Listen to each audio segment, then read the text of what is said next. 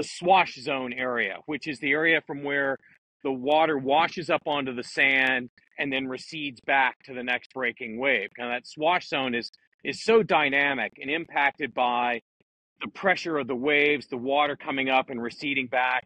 So swash zone is probably something people aren't really familiar with. Mhm. Can you take me through what's happening there? Because I think our initial reaction, especially like I swam with you last week, my initial Yeah, reaction was yeah, like, stay farther inland. But sometimes yeah. going out further is the key to not drowning, right?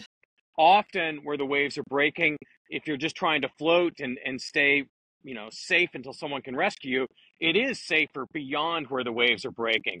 The swash zone, often you'll hear people refer to the impact zone, and that's where the waves are, the swell is coming into breaking surf, and it's where the water is just pounding down, impacting a swimmer.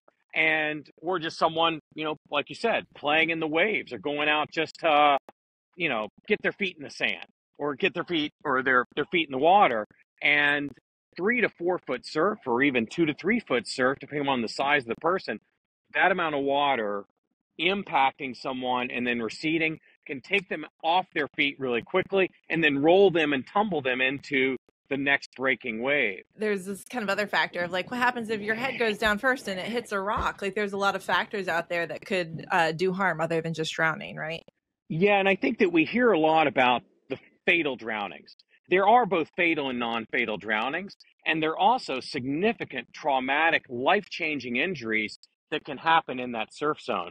One of the injuries that lifeguards practice for the most is spinal cord injuries. How to rescue someone when the mechanism of injury with breaking waves and maybe shallow water or sandbars may have caused a neck or spinal fracture that we now need to stabilize and make sure that nothing gets any worse. So there can be dislocations, broken bones, spinal cord injuries, loss of consciousness, which then could contribute to drowning, all happening when powerful waves slam you into something underneath the water.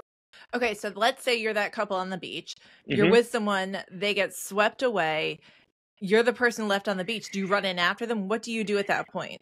I would say that if you see someone in trouble, yell for someone else, call 911, activate an EMS system, and see if there's anything around you that might float. I mean, I'm down here at the southernmost beach that this beach patrol guards, and if we see someone in trouble, we're going to radio to another stand. We're going to activate a backup system before we go into the water. That 10 to 15 seconds may give everyone a higher chance of surviving and not getting injured. Okay, and then when you're looking at the water, is there a way to look at the ocean and make a judgment call on whether or not you should get in, or does it change so rapidly that that's not a good method? How can we, when we're going to the beach and maybe there isn't a lifeguard stand or there isn't Mhm. information on what's going on in the ocean, how do we judge?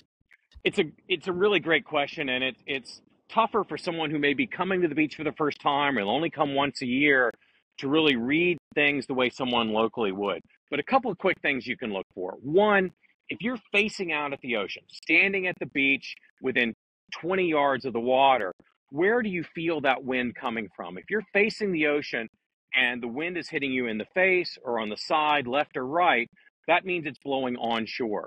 And once that wind gets above 5 miles an hour, which is above kind of a refreshing little breeze and starts to get a little bit stronger, you'll see the surface of the water get pretty choppy. And if you're a swimmer trying to navigate that, swimming out of a rip, it's going to be very, very challenging and far harder than if you were just swimming in a pool. Also, looking at the surface of the water, sometimes you can see the water moving. We talk about how to see rip currents. Often, if the direction that the wind is coming from, that may be creating a longshore or a cross beach current that could push, say, a small child on a boogie board way up the beach and into more dangerous situations, say a jetty or a pier or something like that. Also, stop before you walk down close to the beach. From in the dunes, kind of where I am now, we call that the safe zone. It's where waves can't reach you. Spend 10 or 15 minutes in that area getting a feel for where the wind is coming from, how strong does it feel, looking out over the ocean. Are you seeing regular breaking waves coming in? Or if you look just past the waves, are you seeing white cap turbulence everywhere? If you see white cap turbulence and larger breaking waves, that means it could be a pretty dangerous situation out there, and there could be stuff that you can see on the surface and currents under the surface or that are more hidden that you may not see that could still pull you into a dangerous situation. Take a minute. Take a Take 10 or breather. 15 minutes. Take 10 or 15 minutes. Yes. Think Yeah. before you do anything, it sounds like is your advice. We're going to watch the water for 10 or 15 minutes from a safe area. And if you find yourself in a situation where someone's in trouble or you are, take 10. Make the next right decision, protect yourself, and help save others.